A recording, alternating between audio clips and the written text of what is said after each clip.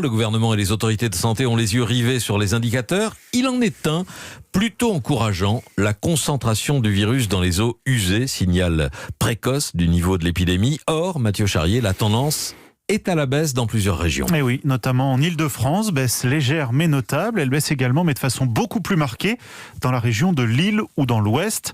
En revanche, et ça c'est une mauvaise nouvelle, la concentration de virus dans les eaux usées continue d'augmenter dans l'Est de la France et dans le Sud, à Marseille, Nice, Toulouse par exemple. Ce qui fait dire à Vincent Maréchal, qui dirige ce réseau Aubépine qui traque le coronavirus dans les eaux usées, qu'il va sans doute falloir ajuster les mesures territoire par territoire. L'Île-de-France qui a été pris comme un baromètre, c'est une décroissance, mais dans un niveau de circulation très élevé, et puis des situations par ailleurs très contrastées sur le territoire national. Donc à mon avis, ce qui est utile à faire, c'est de poser territoire par territoire les bonnes questions pour décliner les mesures les plus adaptées. Et on voit bien que les mesures ne sont pas forcément les mêmes sur l'ensemble des territoires. Alors il y a d'autres indicateurs qui confirment ce constat. Le taux d'incidence par exemple, c'est-à-dire le nombre de malades pour 100 000 habitants, il baisse très légèrement au niveau national pour se stabiliser autour des 200, mais avec, là encore, quelques départements où il continue fortement d'augmenter, dans les Landes, la Dordogne, la Vienne ou en Corse.